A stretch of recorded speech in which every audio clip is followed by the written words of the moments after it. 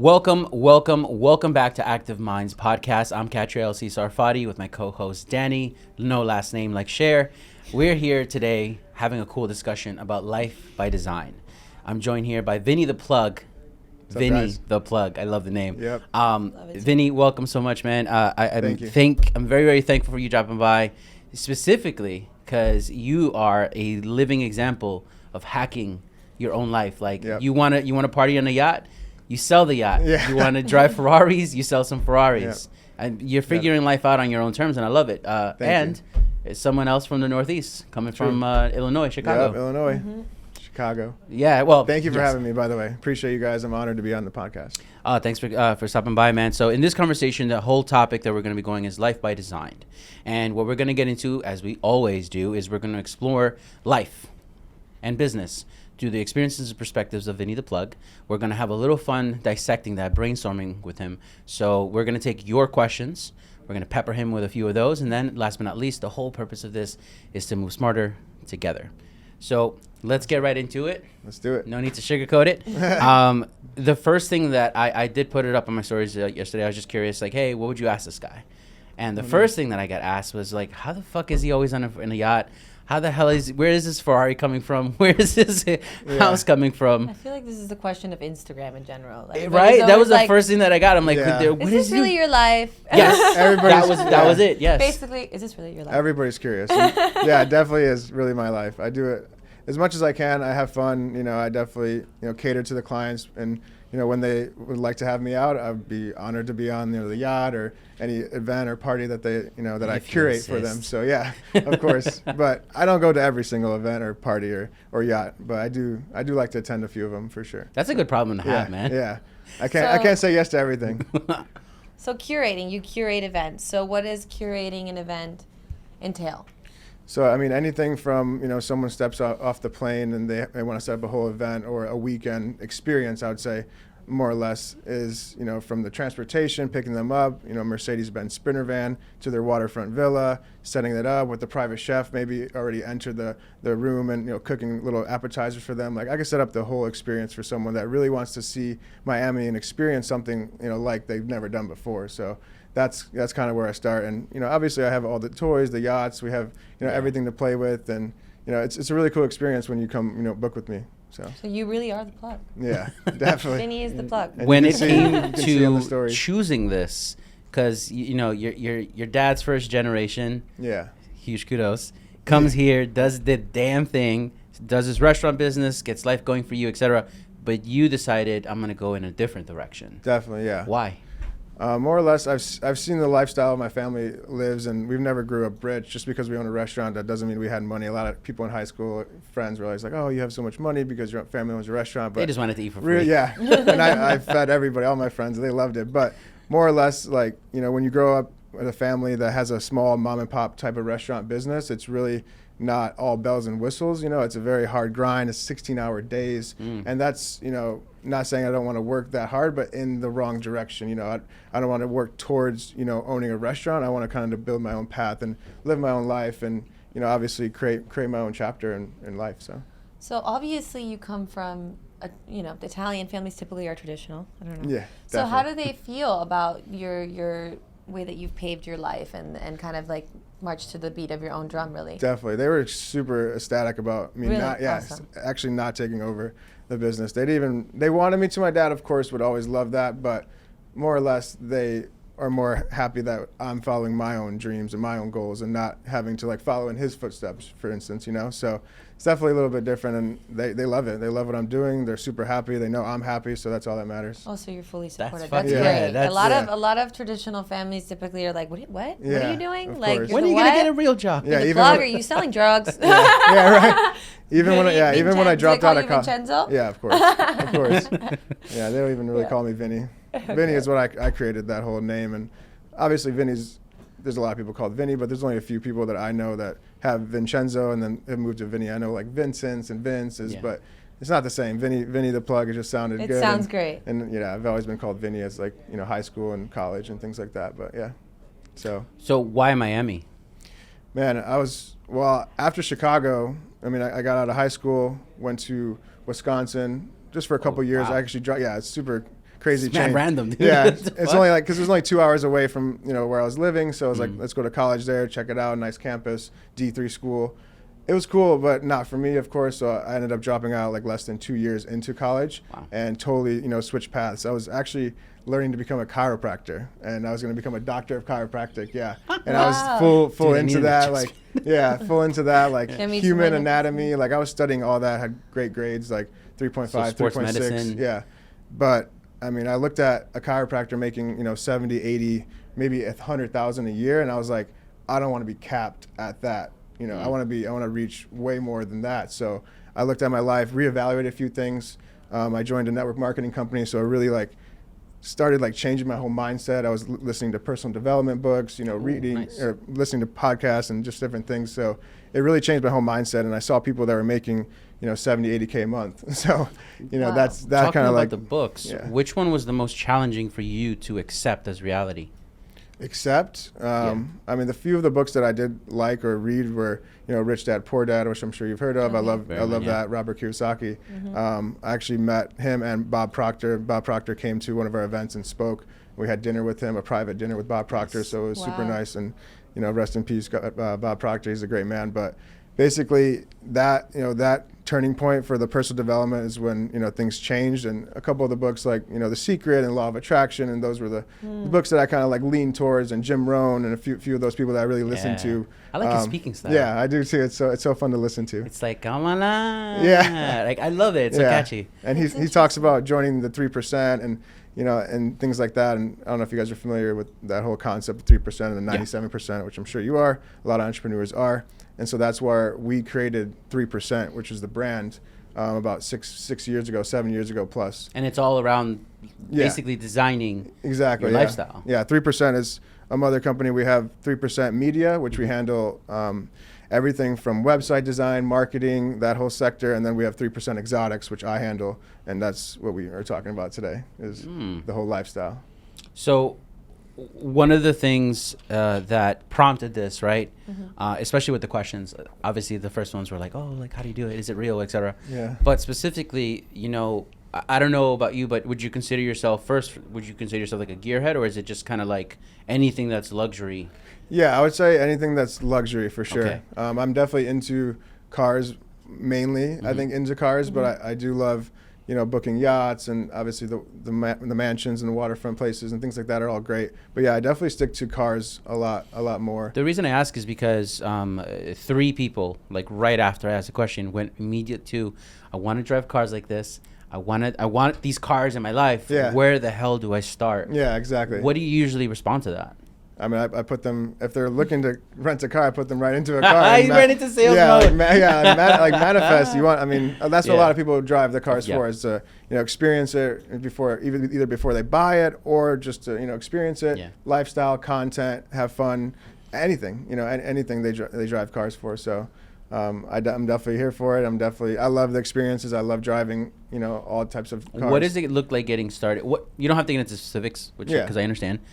What did it look like for you coming into that, not only industry, but into this business here? Like, what was your first year like? Yeah, I mean, mainly it kind of fell into my lap more or less, because I just kind of became the plug just from connecting people, and my network, my resources are very big. So I started to piece things together, and someone randomly started asking me, and when I was living in California, oh, could I get a Ferrari? Could I get, a Lamborghini? And I'm not in that business. I was working on different things online and working on my own thing. So I started to reach out to my connections and hey, you own these cars, this and that. I have clients for you. So then we slowly started to piece everything together and started making the connections, and it started a snowball effect. And it started as a hobby, really just oh, I'll connect you, cool, no worries.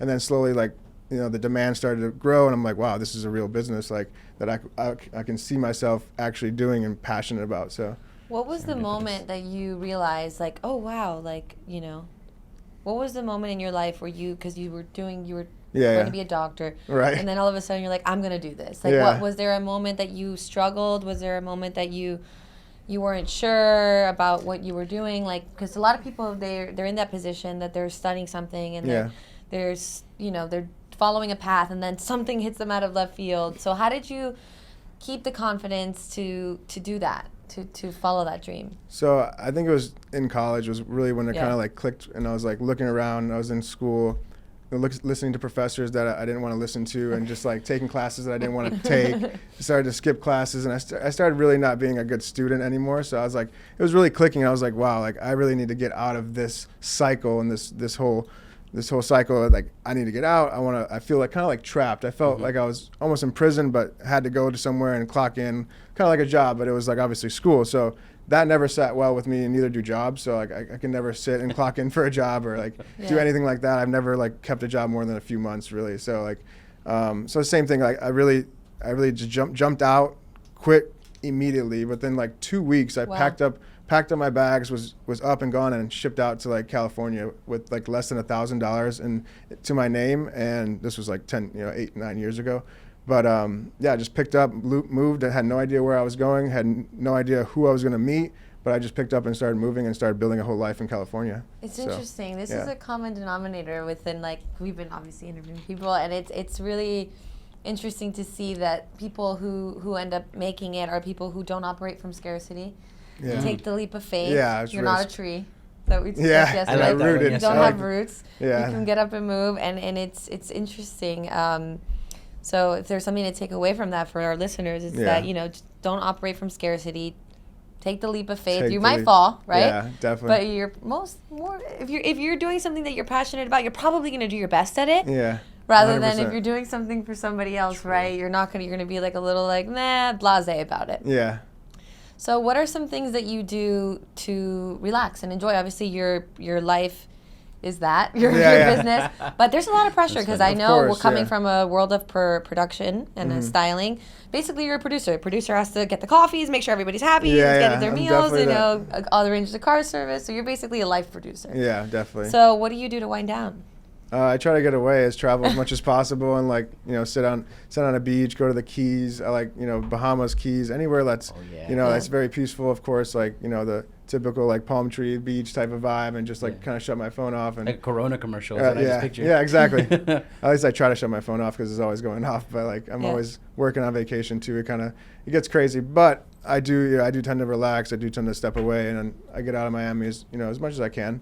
Gonna be traveling next month or Hearing two. it out loud, I try to get out of Miami as much as possible. Yeah. Because there's so many people that come here to get away. Exactly. And when you're here from. and you're servicing people and your clients, like it's fun, but it just gets crazy after a while. So you have to step out, come back, and realize like, wow, okay, like this is what I'm doing, and it's nice to come back and miss Miami, and not have to like not take advantage of it. I think it's interesting because like us people that live here, everybody comes here and it's a playground. Yeah. Exactly. So it's a smart move that you monetized on being the plug for all these people that are coming here to like reap the rewards and all the lavishness that is Miami. And then you yourself, what do you do to relax? I get out of here. Right. There's so much irony in that, and it's great. I love it. Well, speaking of the unwinding, let's say you're the behind the scenes.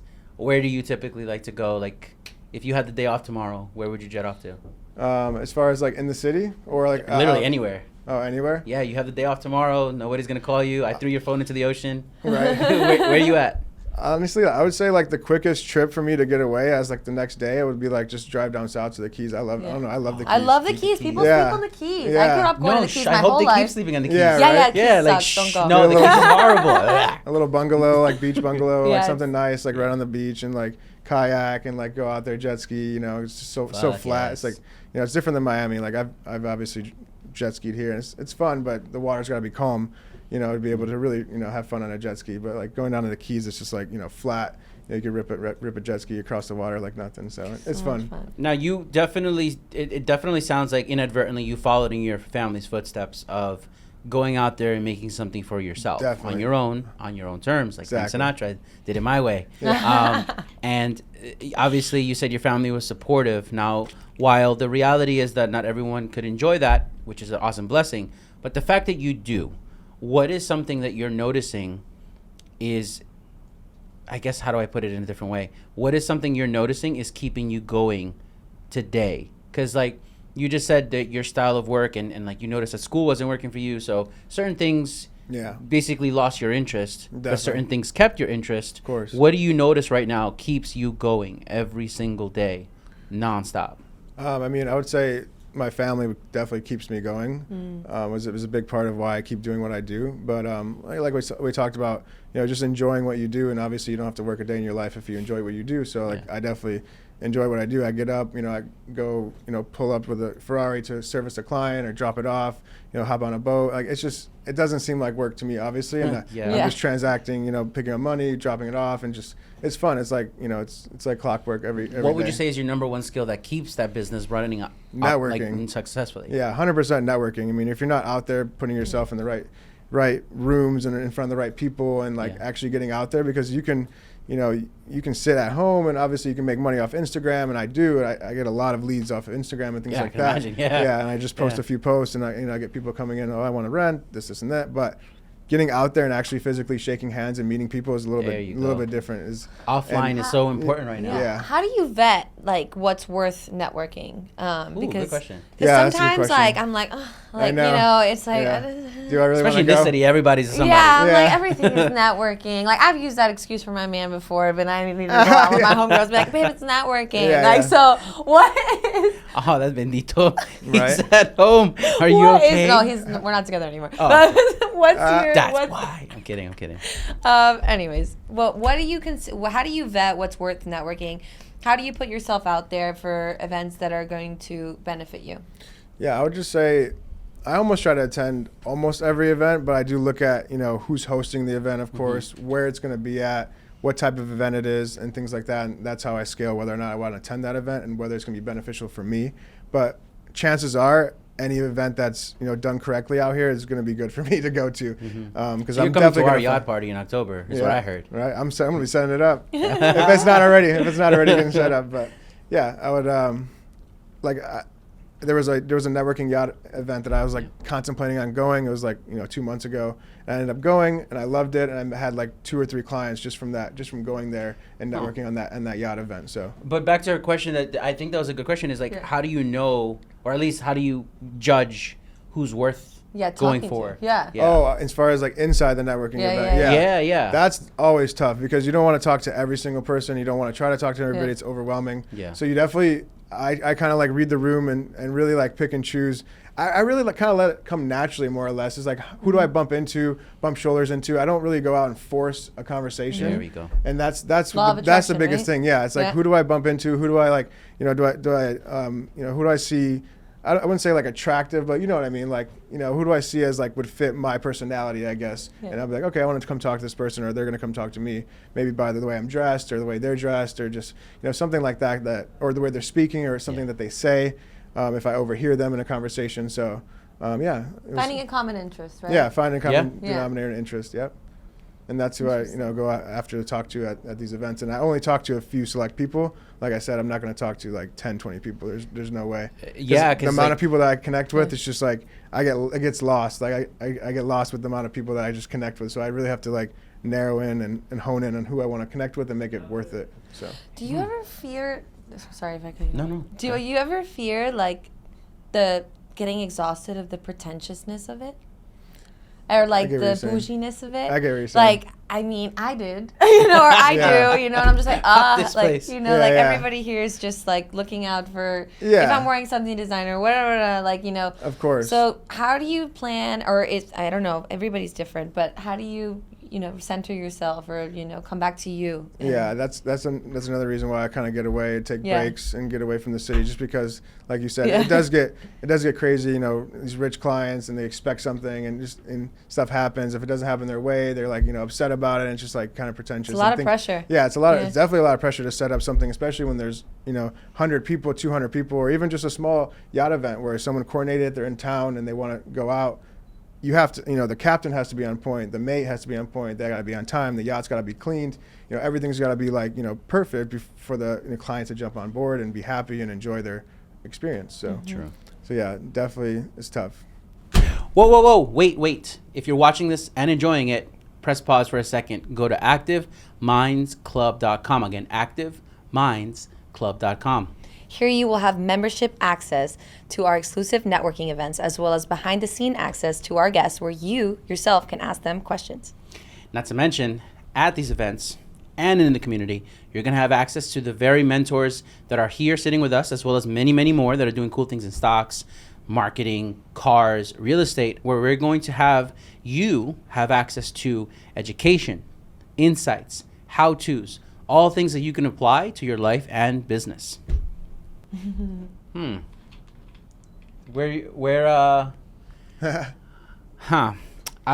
working on my phrasing on this, because one thing that you just brought up with the pretentiousness brings to mind. I went there. You did go there. I've noticed that it takes a specific type of person, and to the point where I'm going with this is that elevating your strengths, right? I go over SWOT analysis all the time now. I feel like it's like a broken record. But you took certain skills. Would you consider yourself extroverted or introverted? Honestly, when I was younger, I would say more of an introvert, and then I slowly, started to break out of my shell. And the main thing that actually did that was I had one job when I first started, when I left college, came to California. I was door knocking.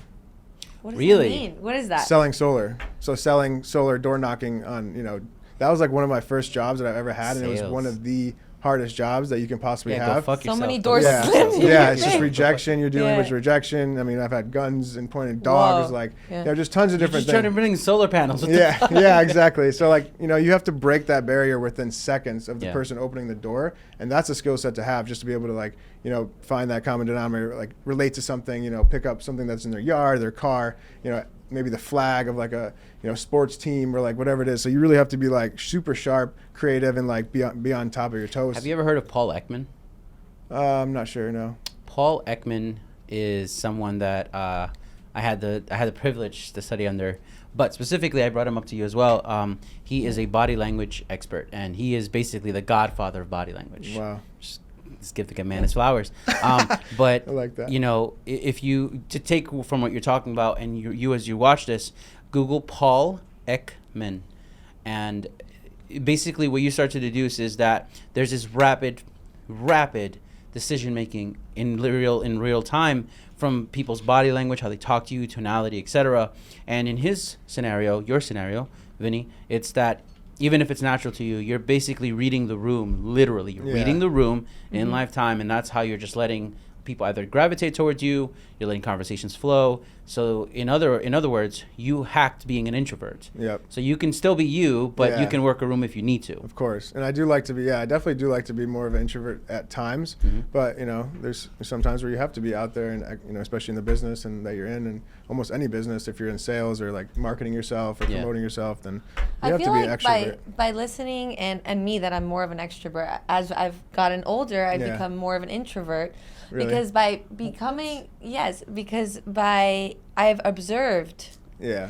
And I'm able, if you're always trying to control, which is kind of what happens when you're an extrovert. Yeah. You're kind of controlling the situation. I get that, yeah. When you sit back and you observe, you're able to retain more information, probably connect with the right people. Definitely. And, just sit back and let things flow. Yeah. Rather than trying to micromanage the situation. So that's actually a good thing that you're able to have a duality in both 100%. And be, the observer and also the person who makes it all happen. I like to be a good listener too. I like to listen a lot more than I talk too. So, and that's gotten me a lot further in life, I think, than the most intelligent people are this way. Yeah, exactly. Just spinning out stuff and talking when you don't need to talk and things like that. So I really like to listen in rooms, and especially when I'm in a room that people are making more money than me or more successful than I am. I'm definitely more ears than mouth for sure. So this got interesting here because I grew up an introvert, painfully shy.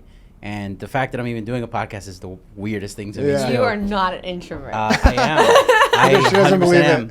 But that's why it's interesting to hear your perspective. You're saying as an extrovert, the whole thing is controlling the narrative, the room, the conversation. I mean, I'm sure for each person is different, but I think that I found safety in being the person to kind of control the situation and the conversation. Because have you ever heard of people when they feel awkward, they start talking more? you know? Oh, I've witnessed it. Yeah, it's like my friends would make fun of me. They Like if start I talking really more. thought somebody was cute, I'd be like, "Boo," and I like don't know what to do, and I just start acting ridiculous, and I don't know what to do with my hands, and it's just like, oh God, they're like, Slips and what is falls. happening to you right now? I'm like, I don't know, just please, like I need to go, like yeah, you know. I can see. Yeah, I see So- that happen. What is that like then, from where you're sitting? Like, let's say so funny. you're Yeah, here, but right? just share like cut this out. No, but that shit is staying in. That shit is staying in. No, I mean, I'm genuinely curious. Because, like, okay, so you're an extrovert. You got things to do. You want to obviously do your thing. What does that look like? How does it feel like for you when you just, like, shut up and, like, let everybody else talk? What is that like? I'm genuinely curious. I learned a lot more. That's what I was saying. It's better. It's better this way Are you with fidgety, though? Like, I mean, obviously I'm busting your balls, but at the same time, I am can curious. be fidgety in general, but I think that when I sit back and listen, I'm pleasantly surprised, and then I come with intention, Yeah. and then I don't just speak to speak nonsense. I speak with more confidence and with intention. And I think that when you do everything with intention and you sit back and observe and listen to the needs of others, you're better able to show up and Yep. you know Intentional. be a woman and not a little girl who gets shy and talks too much. Yeah. That's intriguing as hell, especially like now these last like 2-3 years. Like you had people just like literally just like fuck my life and going in a different direction. Yeah. I mean, some people Yeah. just like picked them and left the country. Yeah. Oh, yeah, So like definitely seen that. you always wonder what that's like. So you went from extrovert, you thinking you're going in the introvert. Yeah. You grew up introvert and you're practicing extrovertedness. Yeah. Like that's kind of interesting. It's Yeah. intriguing as fuck to me. Yeah. Definitely a little So- bit of both. Do you feel like you're not yourselves in these situations? That's a pretty good question. I'd say maybe at times. Yeah, it's just. I mean, it's just getting out of your comfort zone is basically is what's happening. So like once you Yeah. push out of your comfort zone, you're definitely going to be, you know, a little bit more successful. I think obviously in anything. So Yeah. being the extrovert, you have to be. You have to step out of your comfort zone. And how do you feel as you're I mean, yeah, it's personifying definitely. this extrovert? And at times, of course, it's definitely difficult, or like if you don't know the group of people, if you're talking to Yeah. a large group, or just any little thing like that, it's definitely, you know, a little bit difficult. Yeah. You I do? think you start to get a certain sense of self and self-awareness, which we talk about a lot on the podcast, and just understanding your needs, and you start to respect yourself, if anything. Like when you step Yeah. out of your comfort zone and you're, for example, mostly an introvert, and then you Yeah. are all of a sudden you're like, I killed that. You know what I mean? Like, Yeah. and I think anytime that you step out of yourself and you challenge yourself to be something else, and it's like, no, that's not me being someone else. That's just we all have two sides to us. There's Yeah. duality in all of us. So So yeah, it's that's finding true that balance and not leaning on too much on either side, and finding comfort in that is where you excel. Like it. Yeah. What's yeah. a time that you've like you've heard of being on a roll? I would say you're like Yeah. so Yeah. you've gone into autopilot. You're the MC. You're the world's greatest showman. What's your fondest memory when you were just on a roll? What was it Yeah. like? I would say I've set up a pretty good event that I was, you know, on a roll. Just, you know, everything was kind of flowing the right way. Here? Yeah. Flowing. It's just a big entrepreneur e-commerce event that there's okay. like, you know, a bunch of people that flew into town, and we did like a 5 yacht party tie-up, something huge. We did a penthouse rooftop mastermind at my place that we used to have in Brickell. So it's super cool. That was mainly like, you know, where I was on a roll. I had to like coordinate everything, and I was just like boom, boom, boom, one step at another, and just everything flew perfectly the whole weekend. So definitely, it was good. Definitely something like that I would be on a roll. What If do you that do? answers What do your you question. do when something goes wrong and everybody's yelling at you? Like What Yeah. do you do when the house is on fire? when everything is Yeah. like you didn't get the car, the guy's pissed, the food sucks. Yeah, like, I've definitely had a couple has that different ever things. Like happened to you? I've pulled up in, you know, a different color car one time, and they're like, Yeah. "Oh, I thought you were getting this car," and then, you know, it happens. You know, the Yeah. other car had an issue. You know, there was damage on the other car, so I had to make a last minute switch, and hopefully the client would be happy with it. And you know, they take in everything's good, but you know, yeah, stuff like that happens, you know, all the time. Or a yacht, you know, I've had people pull up to a yacht, and the yacht maybe the captain, like I said, captain wasn't on time, or people were late, or something goes wrong on the yacht, and I have to divert and find a new yacht the last minute and put them on another yacht. Oh, shit. Stuff like Yeah, that that's does crazy. happen. Not very often, but I've definitely dealt with things like that. And so Damage you always have to control. damage control, smooth it Yeah. over, be that guy to like really like, you know, make their, you know, experience right if it does slightly turn the wrong way. So It probably plays into you being a listener. You can be like, whoa. Yeah. I Not have taking things personal, Yeah. right? Yeah, you can't take it personal. Yeah. You just have to, you know. That is true. Not taking it personal. That's where I was going when you asked him that question. Yeah. Because I'm pretty sure. I mean, you've probably had people curse you out.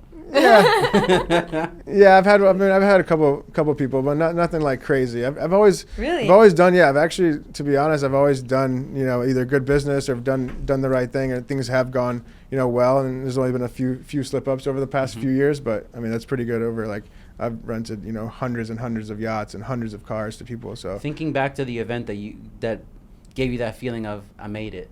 Yeah. What event was that? What was that like? Take us back to that day. That event? Or just like an general. event that you felt like I made it. I'm playing at a whole new level now.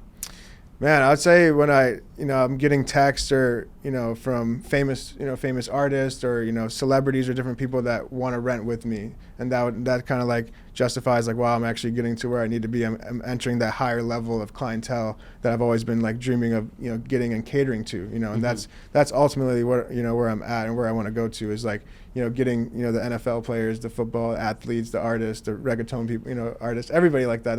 That's who my clientele eventually will end up being, and that's who I want to, you know, stick with, because those are the type of people that are, you know, they don't really blink twice when they're spending, you know, 10, 20,000, 50,000. You know, I've had people that have tons of money, have millions of dollars, and they're mad about something that's like $500, you know, or something goes some small like bill or something small that's like an add-on or like little thing. Like I swear it was like literally you know, $100 item. It was like a jet ski or like some add-on that they were ended up late to the boat. They ended up blaming me because the jet ski wasn't on time, but in reality they were late. So, you know, you can't jet ski after dark. That's just a law. Yeah. So there was nothing I could do besides try to refund them that money, or, you know, but it was over $100, and it's like, I've done business with this guy for years. I mean, he spent probably close to 6 figures with me, and, you know, in rentals and and different things. The $100 is what he drove. Yeah, but the $100, like, it was his principle. Like, I'm like, bro, I'll make it up to you. It's not, you know, it's $100, you know, deal. So, is there anyone in I guess in your life, or maybe just as an example that you've seen, that has successfully designed their life, but not necessarily in your space? Ask that question again. Yeah, of course. Is there someone that you've known or met that you kind of got the feeling like this person has life figured out? I get you. That's in my space, or more or less. Yeah, like it could be a client, it could be a colleague. Yeah, I've definitely looked up to a couple of people that are in the space that I've learned from, and, you know, I do business with currently that, you know, definitely have that lifestyle. He's a few years older than me, maybe close to, you know, 35, 36, but he definitely has it all figured out, and, you know, is making extreme amount of money just from this business, and has been doing it a little bit longer than me. So I definitely look up to him and look at his footsteps, and he's got it all figured out. So, and he started similar to you as well, sales, and then from sales to networking into this business. Yeah, yeah, definitely. So there was that pattern there. Yeah. And if you don't mind me asking, you don't have to mention names if you don't want to, but what is the biggest lesson that you've learned from this person, he or she? I'd say he's taught me that, you know, when things do go wrong with clients, more or less, like, I'm the one that's in control. Like, I'm the one that's making it happen, even though they are the client. Even though they are the client and they're supposed to be put first, like, ultimately, you can't get stepped on in this business, because it's easy for the client to just, you know, step all over you and say this, do that, you know, say that something didn't happen correctly when it, you know, did. So that he's taught me to really, like, kind of calm down and just, you know, calm things, smooth things over, and not really, you know, go crazy on the client. That's tricky, and right? Like, hold your when somebody's tough. Like really trying you, and especially it's your passion, it's your project. Like when somebody, and you know that you put your full and you've done a good effort job in, and somebody's like, you suck, like, this is trash. Really, like, my hat's off to you that you can take a step back and respond in a classy way. Yeah, it's all about communication. Yeah. Or maybe, do you ever take a pause and, like, be like, maybe we need to talk in a little bit, you know? Because try to, I'm actually the person that more or less tries to solve it first and get it out of the way, and just, like, if there's a problem, I like to address it, solve it, and get move on with it. Which is sometimes good, but sometimes can be bad, because if my emotions get to me and I'm already heated, you know, it definitely could be an issue. Yeah, we get heated. Yeah, You're and Italian. I do too. Yeah, I'm Sicilian. My girl doesn't even understand that. She's like, "Oh, that's just you're saying that." I'm like, "No, it's really." Your girlfriend? Yeah. Is your girlfriend not an Italian? She's Brazilian. Yeah. What? She should understand. Yeah, of all the fucking people, she should get it. Passion. Yeah, Oh my she's God. passionate, like, so yeah. I mean, that just kind of runs in my blood. I'm just a little bit, I get a little bit heated quickly, Yeah. but I do try to calm down and relax, and like she helps me a lot too, so which is good. Do you meditate or what do you do? Yeah, I do like to meditate. Not often, but a few times I do like to meditate. I should a lot. I should a lot more. Yeah. Yeah. I definitely should Meditating is meditate great. more. Well, Ground myself. That's what I need to be doing more. That's therapeutic. Yeah, it is. Who is someone that you feel we've probably overlooked or you feel is underrated that has taught you a life-changing lesson or something very valuable? Let's see. Definitely a good time to show some love to somebody that that you've worked with coming up or anything like that. So No I would pressure. say, I would definitely say one of my boys who introduced me into the business, his name is Javon. He's definitely, taught me a lot about the business, and he was doing the business before me, and I looked up to him as well. And he had it all figured out, and it's been it's like clockwork. He gets clients, every week, weekends, it doesn't stop for him. So it's just like, he's on point. He knows how to handle his business. He's very direct, and he knows, what to do in cases if something goes wrong or, anything. So he's definitely taught me a lot. Appreciate him. And I'd say maybe a few others I won't mention, but yeah. So as we start to wrap things up and you're watching, listening, taking notes, want to rewind, here's some of the finer points that we're getting from this conversation with Vinny. So the conversation originally started with life by design, essentially life on your terms. Now, while that sounds amazing and there's a lot of buzzwords and a lot of things around it these days, if we're getting real with each other, his approach comes from first generation family, right? His family comes here to Illinois, make a whole new life for themselves. He essentially learns from that, watching that, right? And then he goes off to blaze his own path, decides that college is not for him and does it all over again and restarts his life anew, taking $1,000, a will and a dream, and goes off to California and starts to knock on doors. Now, the interesting part there is that he's an introvert. So obviously that takes learning a whole new skill set, almost like rewiring your brain. And guess what? It goes really well for him. And then from there, he starts to redo it all over again. So there's a whole new reincarnation happening, the rebirth, and he does it now in Miami. Now, where things get interesting is that this time he is a lot more focused, and he's a lot more driven, pun intended, and he immediately hits the car scene. And in the car scene, obviously via osmosis, he doesn't have to change that he's an introvert. In fact, he just uses it as a superpower, because I'm pretty sure you've gone to a networking event where everyone just hands you their business card. Bottom feeders. But at these networking events, he starts to realize that, shit, if I just focus on myself, I don't have to put on a facade, I attract better clients, right? Yep. He then proceeds to get into the yacht game, into the home game, and all osmosis. This was all a result of just staying true to being an introvert that happens to be open to the idea of being wrong. And last but not least, as we start to get to the end of this conversation, he does highlight a few times that because the whole purpose of this for him was just, what do I actually want to live like? That's what dictated what city he was in. That's what dictated what work he's in. And he basically changed nothing about his inner core. In fact, he just keeps improving on it. So as we start to wrap up, I just wanted to make sure I want to make sure that we're listening to you and that we got what you were trying to give here. Of course. Did okay. Very well. Is there anything that we missed?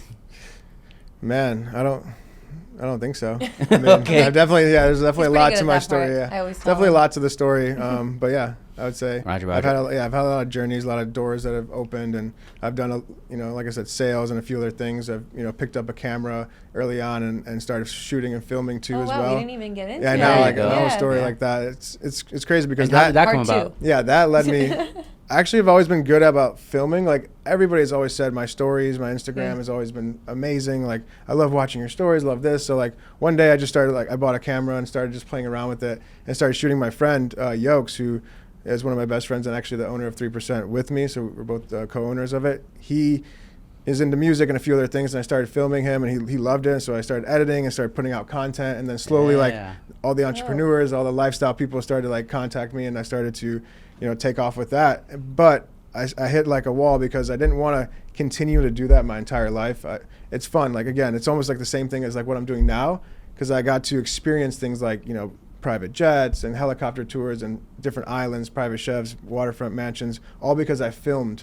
And I got to get paid to film, and I got to enjoy the experience, which was cool. So it's almost similar to what I'm doing, but I just took it to another level because I want to be that person that's hiring that film guy to come film me instead of me being the film guy that's hired to go film. So you started filming. Yeah. Got really good at it. Yeah. Discovered you're even better at it as you learn more. Yeah. And then decided, okay, now I can outsource this. Yeah. Because I know it works. Yeah. And then be that person that's really in the spotlight versus, because I always wanted to be that person to be filmed. You know, I wanted to be the boss and be that person and not just, you know, that guy carrying around. No offense to any camera guys, because obviously they're amazing and you always have to have cameras with you. But I didn't want to be that person that's always, you know, working for someone else. I guess you're always, because when you're filming, you're always having to work for that person that's hired you to film. Whether you're in this country, that country, you know, dinner. Like I always had my camera with me and I was always filming. So it's cool, but you know, at the point I wanted to enjoy the experience too, and I did, but fully enjoy and have my life be filmed and my life be documented, because that's where I think I'm at in my life. And I think that it's so important to acknowledge that as a boss, it's a lot easier, or it's not easier. It's better if you're able to do. You have to know how to do everything that your company does, whether that's cleaning the floors properly, or you know, like it's good that you started from sales from the bottom, knocking on people's doors. You know, so that way you could teach your company how to operate and how to work better. Because if you can't relate to the people that you're working with and you can't tell them exactly how to do it, you're not going to have a smooth working company. 100%, so, you know, to people that are camera people or people that are janitors or whatever, like do that best way you can. Yeah, and it's amazing. Then eventually it's going to get you to where you want to be. Yeah, and I think filming content and being a creator is absolutely amazing. There's no shun on that because I was one and I love doing it, and I also love, you know, just equipment. I still have tons of different camera equipment, drones. Like I still have everything, and you need that. You know, you need that, especially with as an entrepreneur. You should learn how to pick up a camera, and a lot of people do. You know, slowly start to just get a camera, even if they're not in the business or not making money from it. They'll still, like, I've seen a lot of my friends have camera gear and have equipment because they go travel, they document their journey, and they need that equipment to do that. So, you know, it's very important, I think, to always have a good camera guy with you or have the equipment with you. Especially nowadays, if you didn't post, it didn't happen. Yeah, especially nowadays.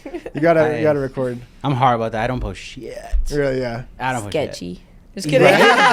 Yeah, I mean, but I like my privacy. Yeah, but that's a good exercise. Privacy is good. Yeah, I mean, it's a luxury now. I know. Yeah. But that is a cool exercise, though, that you're sharing, because not everyone's comfortable in front of the camera.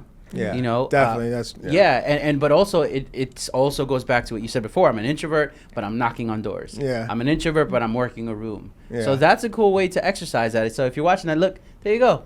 Turn on your camera. Yeah. If you don't like the way you look, that's fucking fine. But it's a good exercise. Or change the angle. In there. Change the angle. Oh God, you and your angles. Sebastian, we're talking later. See if you can get some phone content. If you can get. Oh yeah, for sure. Like any content. Absolutely. Thank so you. we're obviously we're coming to the close now. But I want to hand you the floor. In the last 12 months, 6 months, 3 months, it don't matter. What's something in the last year that has happened that you would love to celebrate, that you're just eternally grateful for? I would say I would love to celebrate, which I'm going to be celebrating soon, is just, you know, just building this business that I've built, and the networks and the connections and the resources that I've built over the past, you know, I'd say 8 to 10 years plus. So it's not been, you know, not 5 months, 6 months, a year. 10 it's years, definitely been 10 success. years. Yeah, I'm 29, so I've definitely started 18, 19 years old and started, like, you know, really getting into the networking game, getting into personal development like I talked about, and just engulfing myself in this whole world of entrepreneurship for the last 10 years. And I think at this point where I'm at that 10-year mark, I definitely have a lot more room to grow, of course, and I do have a lot more things to accomplish, but I feel really good right now where I'm at in my path and where I'm going. So I'm definitely excited. What are the plans for the 30th? 30th? Yeah, the big 3-0. Yeah, I mean, this past year, 29, we went to Tulum and rented a villa, and it was super fun. So this year, I have to top Tulum. You're gonna have to top that. Yeah, I have to top Tulum and the villa and all my friends. It was fun though. Road so trip. Sayulita. Yeah, I would say Sayulita is really cool. Yeah, I would say either obviously out of the country somewhere. I'd love to go to Dubai or something like that. There we go. Yeah, now something cool like that. I've never been really? to Dubai. You'd love it. Yeah, You'd especially love it. Miami. I feel like Miami. I heard that's just another level. Oh, dude, it's level, please do it. Abu Dhabi and Dubai are life changing. I still have yet to do Dubai, but I did Abu Dhabi. Yeah, that's one place I just haven't gone, so I definitely have to do that. Or like Bali or somewhere like cool like that. And I've always wanted to just travel remote and work from computer and just be out, for a month or two. So I think we're going to actually do that here soon. Next week or two, I'm going to be traveling for the next 2 months, just be on the road. Yes. We're going to hit like 7 or 8 different states, like California, Vegas, nice. Arizona, Actually see Chicago. United States, yeah. Yeah, I mean, just hit all the places where I have my people at, have fun, connect, and then maybe travel outside the country, maybe take a cruise. We're planning a few different things. So I just want to get out of Miami. It's going to be like, hurricane season the next coming. So like I want to I'm going to escape right when it's, hits. So yeah. Nice. And it's good because business, hurricane season, no one's jumping on yachts. Yeah. True. Or, Some people are. So some people actually are, but not too many people do. And then, so it's a good time to escape and be out and have fun and travel and really. Well, God bless, man. I look forward to seeing those videos. Yeah, right. But as we wrap up, I want to thank you for tuning in and trying out a lot of the stuff that's being shared here. Vinny, obviously, thank you a lot for being here. Danny, thank you for putting up with us. Thank you, guys. And I wanted to give another thanks to Vegan Gummies and Hands-Free Automation, not only sponsor, but a partner in keeping this machine running. This has been Active Minds Podcast, where we focus on learning and dissecting the experiences and perspectives of people that are paving their own lane. After that, as I said before, we have a little fun. We start to see how it actually applies to the rest of us. And last but not least, the whole idea of this entire thing is to move smarter together. I've been Catriel Cesar Fadi, here with Danny. This has been Active Minds Podcast. Catch you next time. So guys, as we're wrapping up, we want to remind you that we have our membership program now available on ActiveMindsClub.com. ActiveMindsClub.com. Grab yourself a seat. See you there.